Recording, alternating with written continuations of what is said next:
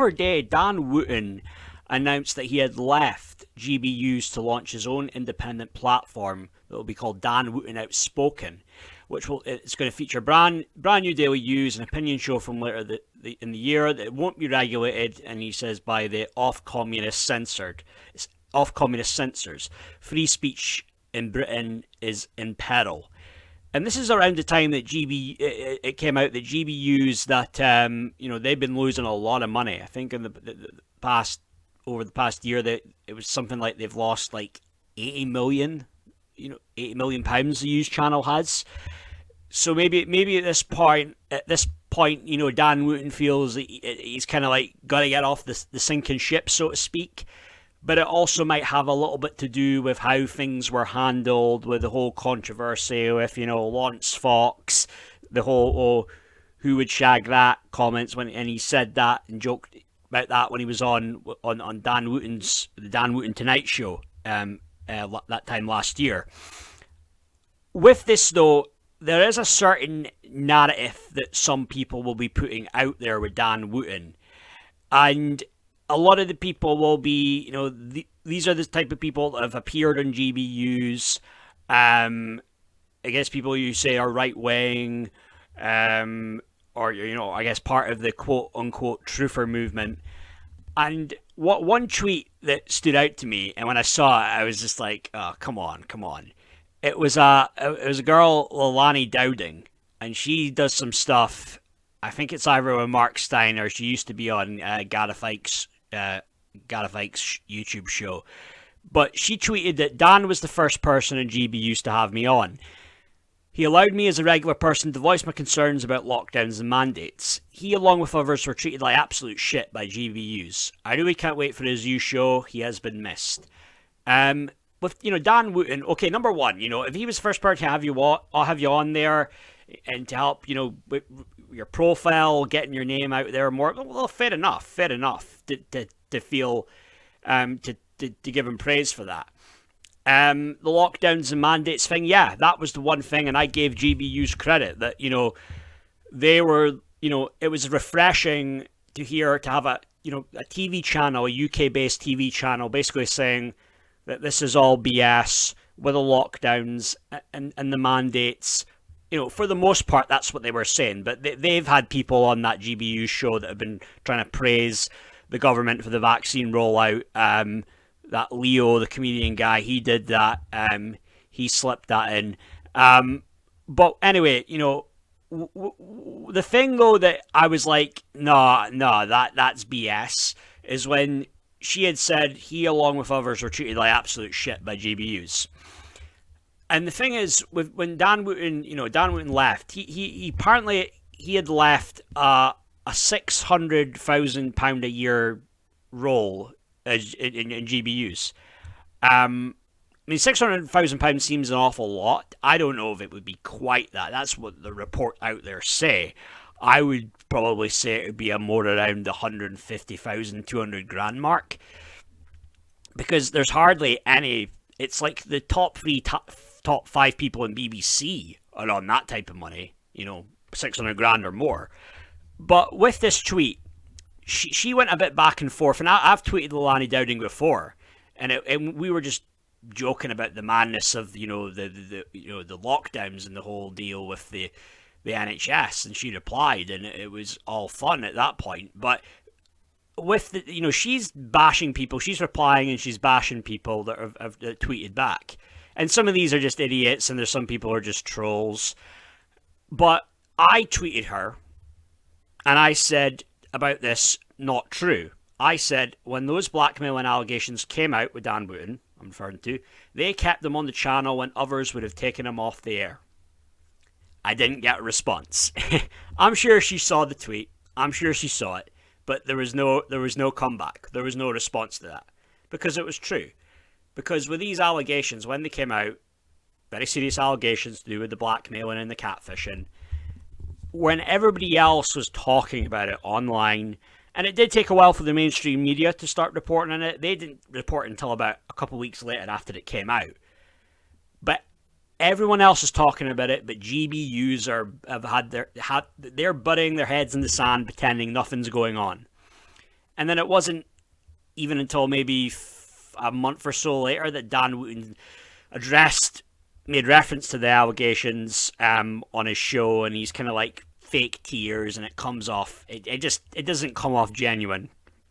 And okay, so he was cleared of any criminal wrongdoing, but then again, all these allegations, when you get into them, with all the stuff to do with the blackmail and the catfishing, the whole Martin Brannan alias, there's a lot there to it. Okay, there was maybe the sexual assault allegation that seemed not, that guy wasn't entirely credible, but the other stuff, though, there was a lot of stuff there, and that Byline Times website, they had multiple articles on this, and it got into really detailed on this stuff. But okay, so he's been cleared of any criminal wrongdoing, but now he wants to, he's leaving GBUs, which is all fine and dandy if he wants to do his own thing, which is maybe better. But at the same time, I'm thinking to myself, well, GBUs gave you an opportunity, Dan. GBUs gave you an opportunity when you've probably, well, all the probably other bridges you went and burned and throughout your career in media, they gave you a big opportunity there. You were like, after Andrew Neil left, you were like the front man of GBUs. You can't even, in this bullshit written statement, you can't even like thank GBUs for the opportunity they gave you. Even though, okay, for the most part it's controlled opposition, it's bullshit, but you can't even be a little bit classy and thank them. And again, it was the same thing. It was the same thing with Calvin Robinson. The same thing with Lawrence Fox. It was the same thing of our truth is greater and all this. And I mean, this is the thing. The whole Ofcom thing. This is just how it is.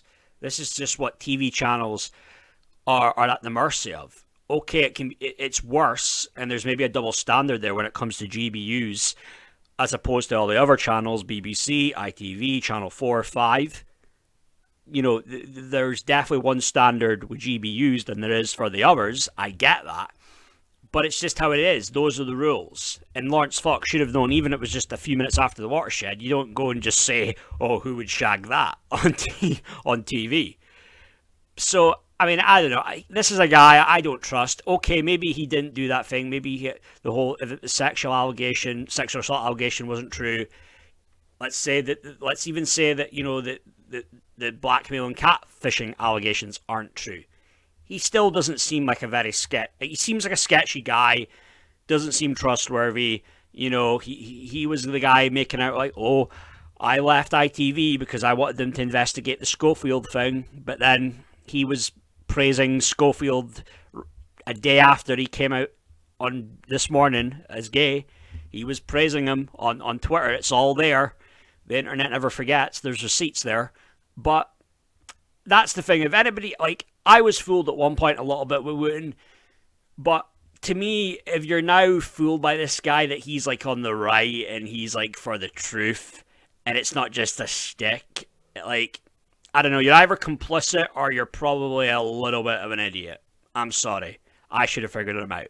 And it looks like on his little picture on his Twitter, it's like that whole half, like, it's very Beatlesque, like the light and the dark. That's not quite like the One Eye Illuminati thing, but I've seen one of those other trigonometry guys have that on their Twitter thing as well. So I think it was the guy Constantine.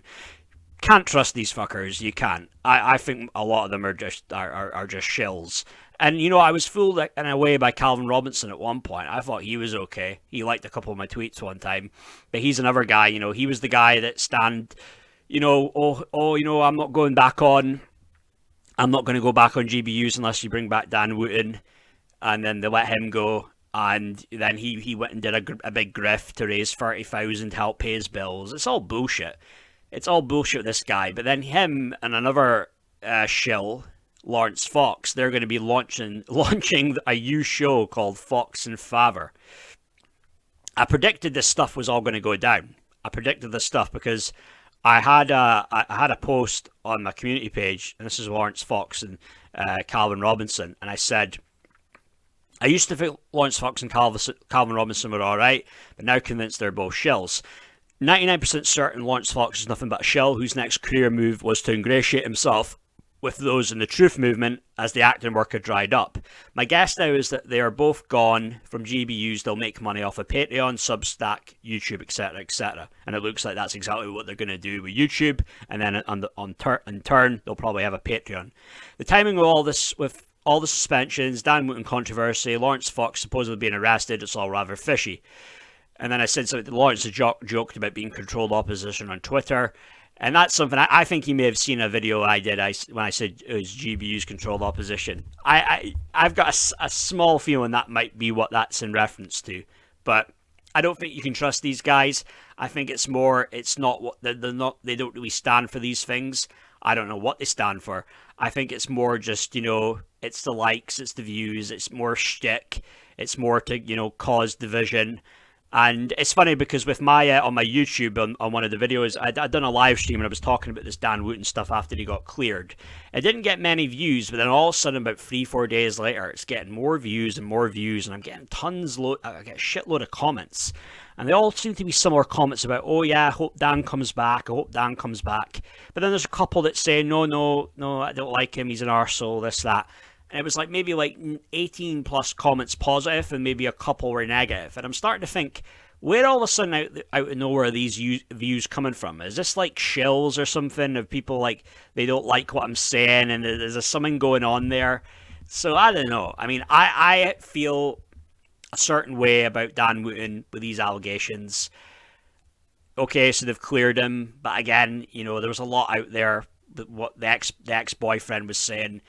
Could you put that down to being a bitter, disgruntled ex? Yeah, maybe. I don't know. Did he get paid off to say these things and to try and go out their way to destroy, ruin Wootton? I don't know. But I still don't think that this guy is he's not a good guy to me, Dan Wootton. I mean, just from his background and all the stories you hear about bullying and how almost made people feel so shit that they felt suicidal and threatened to with a knife in the work there when he was at the mirror. There's just a lot of bad things about that guy, and I don't think overall Dan Wootton's a guy you can trust. But you know what, with GBUs, yeah, maybe it is going to be a sinking ship. I don't know, and maybe it'll be Neil Oliver will be the next one to go, and then he'll just stick with an independent platform, and then they'll all just be the same thing, the same type of people they'll have on the podcast. They'll rotate, and it'll be with Fox and Calvin Robinson or whoever. Neil Oliver's at least one I still want to feel like he's still kind of like one of the good guys, but you never know with these guys. A lot of them might just be,